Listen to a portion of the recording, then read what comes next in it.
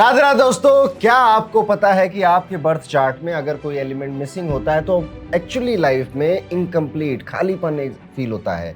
जी हाँ, और आज की इस वीडियो में हम बात भी यही करेंगे कि फायर, अर्थ, एयर, वाटर, ये चार एलिमेंट क्या आपकी कुंडली में हैं या नहीं है, और ये भी बात करेंगे कि ये किस तरह से आपकी पर्सनालिटी को शेप करते हैं। बड़ा ही इंटरेस्टिंग है ये एलिमेंट की थ्योरी। इनको हम राशियों के बेस पर देखने वाले हैं। तो सबसे पहले तो आप सभी लोग अपनी कुंडली ओपन कर लीजिए, और अगर याद है तो बड़ी अच्छी बात है, 2-4 लोगों की कुंडली और ओपन कर लीजिएगा, क्योंकि आज हम फायर, अर्थ, एयर और वाटर इन एलिमेंट्स की बात करने वाले हैं। ये सिर्फ साइन नहीं है, ये आपकी कोर पर्सनालिटी के बिल्डिंग ब्लॉक्स होते हैं। और मैं गारंटी कर देता हूं इस वीडियो के अंत तक आप ये समझ जाएंगे कि आप क्यों कुछ सिचुएशंस में अलग रिएक्ट करते थे, क्यों कुछ सिचुएशंस में अलग फील करते थे। वीडियो शुरू करने से पहले आप सभी को बता दूं, ये वीडियो स्पॉन्सर्ड है gemsmantra.com से, जहां पर स्पेशल सावन सेल स्टार्ट हो चुकी है। सावन आने वाला है, महादेव का महीना आने वाला है, तो हर किसी को रुद्राक्ष की भक्ति और रुद्राक्ष की शक्ति की प्रेरणा मिले और उसकी आशीर्वाद मिले, इसलिए जेम्स मंत्रा यहाँ पे एक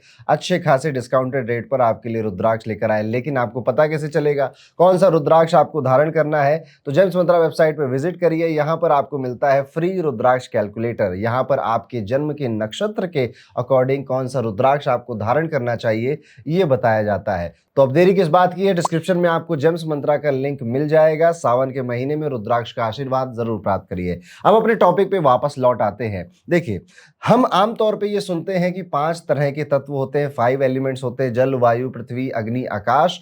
लेकिन जब बात राशियों की आती है तो सिर्फ इसमें 4 एलिमेंट ही देखे जाते हैं, और इनको भी कैटेगराइज किया गया। जैसा कि आप जानते हो कि 12 राशियां होती हैं, इसलिए 12 राशियों को 4 एलिमेंट में बांटना है, तो एक एक ग्रुप में 3-3 राशियां आ जाएंगी। तो पहला ग्रुप बनता है 159। अब ये नंबर वाइज मैं राशियों को ही लिख रहा हूं। 159 मतलब एरीज, लियो, सैजिटेरियस। ये तीनों राशियां होती हैं फायर एलिमेंट की, अग्नि तत्व की। अब आपको अपनी कुंडली में कैसे देखना है? इस तरह से आपकी कुंडली होगी, लेट्स सपोज मान लेते हैं यहाँ पे।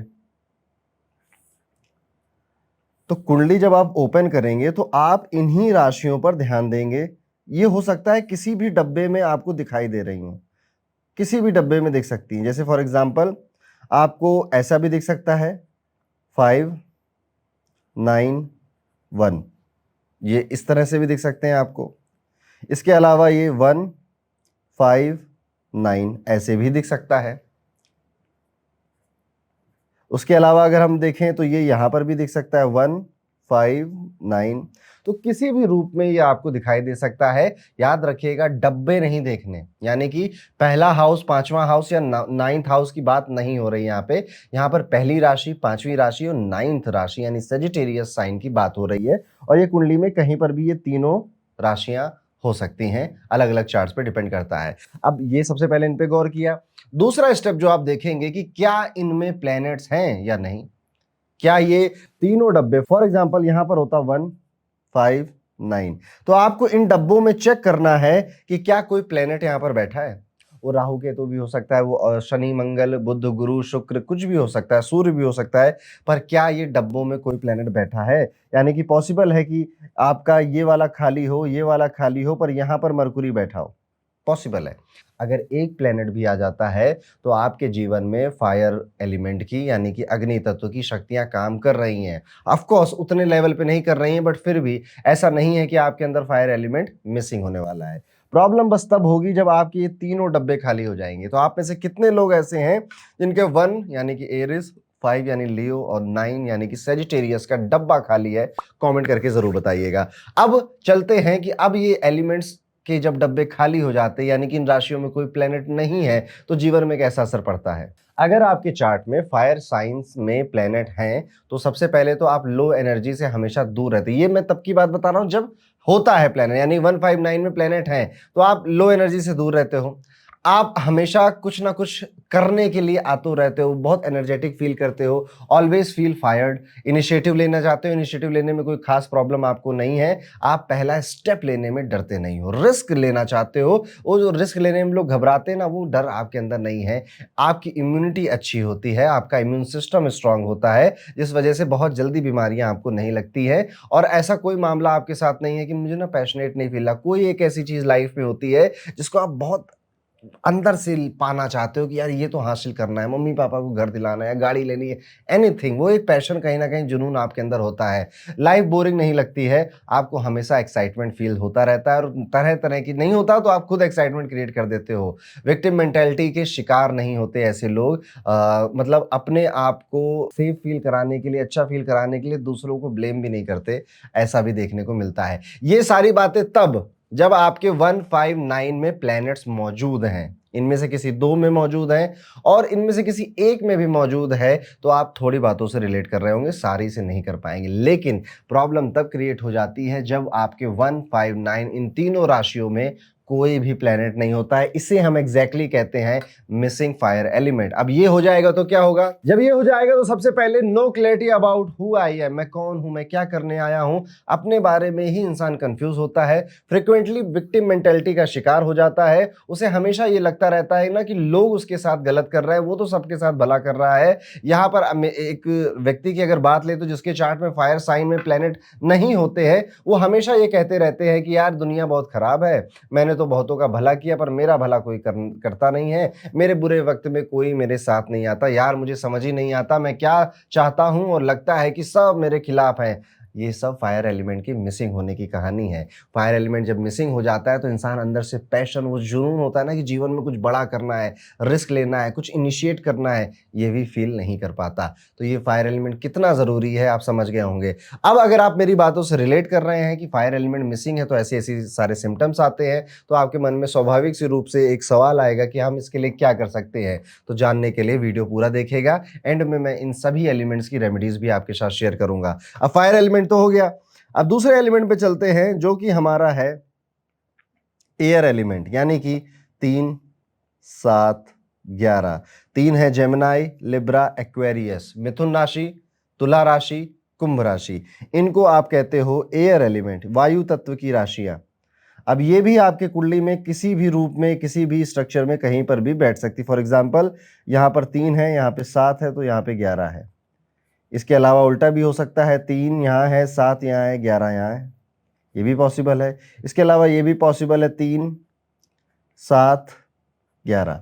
तो आपके कुंडली में किसी भी डब्बों में ये तीनों राशियां हो सकती हैं। आपको ये तीनों डब्बे देखने हैं, तीनों चीज़ों पे ध्यान देना है कि क्या इनमें कोई प्लेनेट है या नहीं है। अगर प्लेनेट होता है तो चीज़ें आप रिलेट करोगे। ये वायु तत्व आपके अंदर पाया जाता है, वायु तत्व की जो क्वालिटीज़ हैं वो आपके अंदर मिलती हैं जब ये तीनों वायु तत्व की राशियां, देखिए प्लेनेट क्या है, प्लेनेट एक कैरियर है जो इन राशि के तत्व आप तक पहुंचाता है। अगर वो कैरियर ही मौजूद नहीं है तो इन राशियों के तत्व आप तक कैसे पहुंचेंगे, ऐसे इसको सिंपल समझ के चलना है। चलिए अब आ जाते हैं कि जब एयर एलिमेंट आपकी राशि में, आपकी कुंडली में मिसिंग होता है तो आप क्या क्या फील करेंगे। सबसे पहली प्रॉब्लम जो आप फील करोगे, यहाँ पर कम्युनिकेशन में प्रॉब्लम आती है। आप अपने विचारों को बहुत जल्दी या एकदम अच्छे से सामने बताने में हिचकते हो, सही समय पे सही विचार बताने में भी प्रॉब्लम होती है। मीटिंग हो रही थी, वहाँ पे सब लोग अपने अपने ओपिनियन दे रहे थे, मैं नहीं दे पाया क्योंकि थोड़ी सी हिचक थी।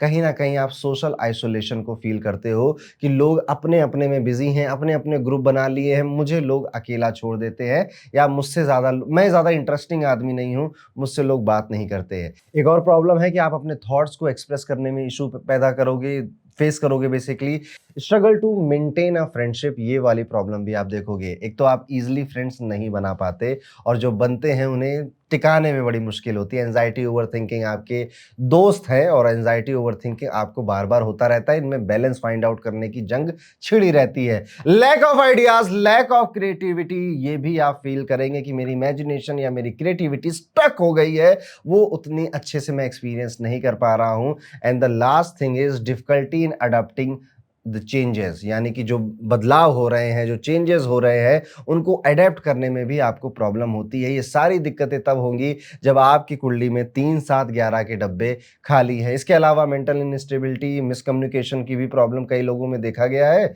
और ये सारी चीज़ें भी हो जाती है। अब आपके मन में स्वाभाविक रूप से एक सवाल आएगा कि इसको हल करने के लिए मैं क्या कर सकता हूँ, मुझे क्या उपाय है?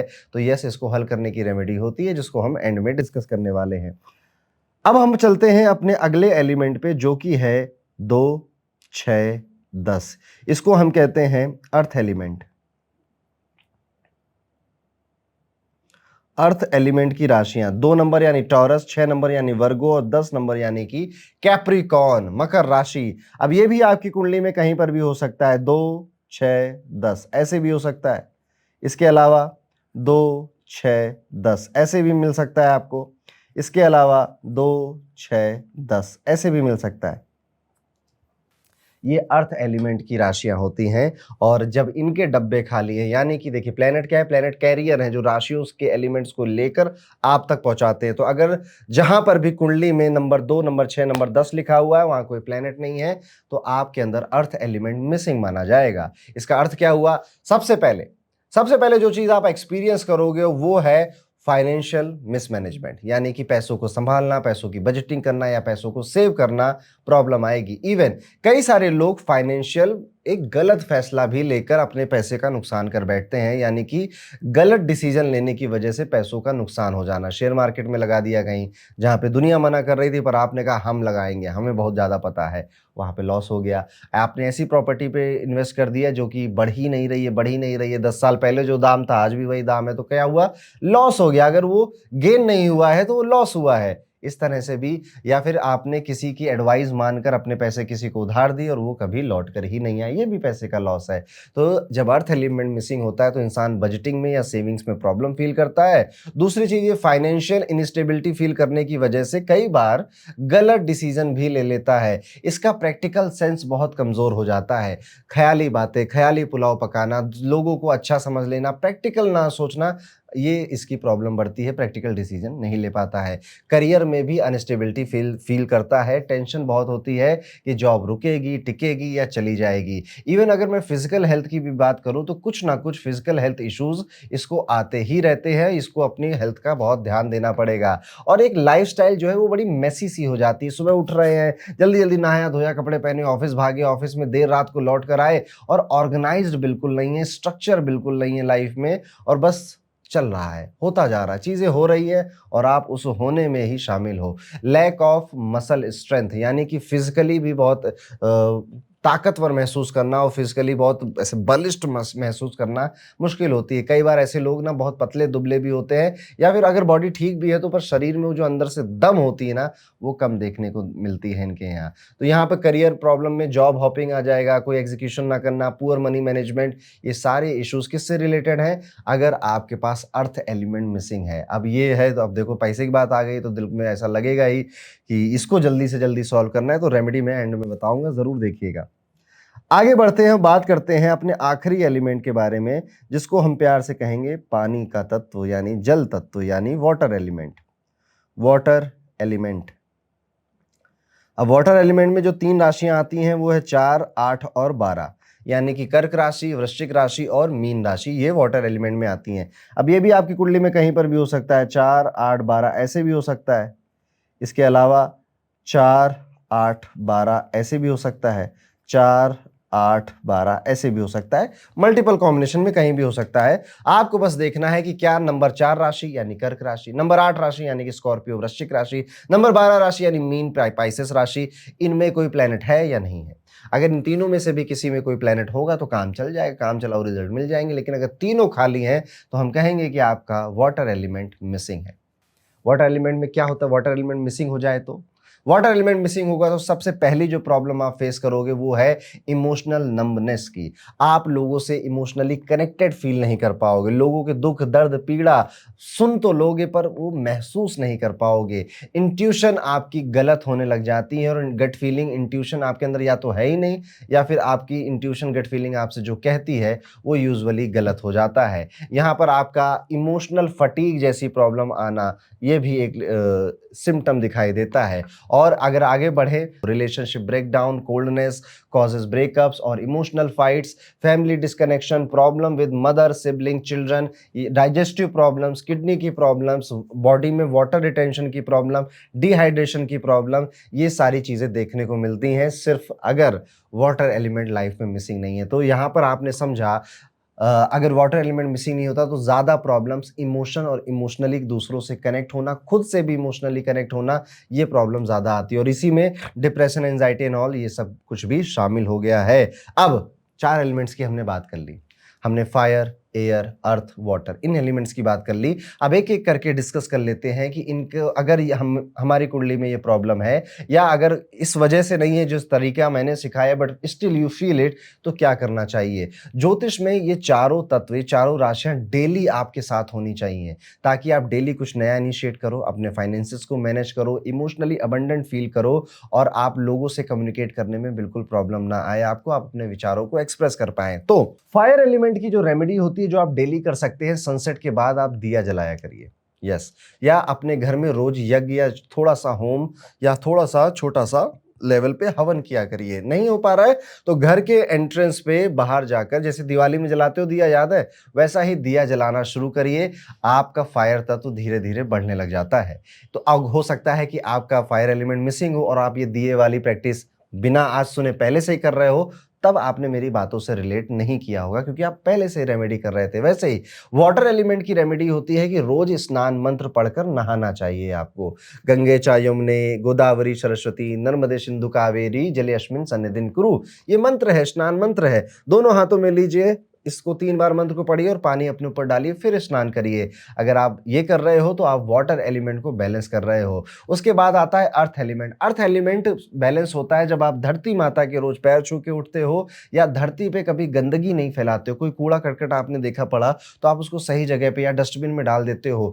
पेड़ पौधों से प्यार करते हो, खुद भी पेड़ लगाते हो और पेड़ पौधों से बातें करना, गार्डनिंग करना, ये हैबिट्स हैं, ये अर्थ एलिमेंट को बेहतर करती है। कुल मिला के पृथ्वी ने बहुत कुछ दिया, हम पृथ्वी को वापस क्या दे रहे हैं। और अंत में आता है एयर एलिमेंट। इसको ठीक करने के लिए आपको कोई मंत्र पढ़ना पड़ता है, यानी कि आप राम राम राम, कृष्ण कृष्ण कृष्ण या राधे राधे ये भी बोलते हैं, तो आपका एयर एलिमेंट अच्छा रहता है। आपका कम्युनिकेशन, आपके एक्सप्रेशन ऑफ थॉट्स, ये सब बैलेंस रहते हैं। तो ये है पूरा आपके एलिमेंट्स की थ्योरी। इस थ्योरी में बहुत कुछ और भी है और आज मैंने इसका इंट्रोड्यूस किया है आपके सामने बेसिक लेवल पर। आप मुझे जरूर बताइएगा कि कितने चार्ट्स में आपने ये देखा और नोटिस किया। और वीडियो खत्म करने से पहले एक बार फिर आपको बता दूं, सावन का महीना जुलाई में आने वाला है और इस वजह से gemsmantra.com पे रुद्राक्ष की सेल स्टार्ट हो चुकी है। और अगर आपको नहीं पता कि कौन सा रुद्राक्ष आपकी जिंदगी को बदलेगा तो जाइए gemsmantra.com पे और वहां पर फ्री रुद्राक्ष कैलकुलेटर पे क्लिक करिए, अपनी बर्थ डिटेल्स फिल करिए और आपको आपके नक्षत्रों के हिसाब से कौन सा रुद्राक्ष धारण करना चाहिए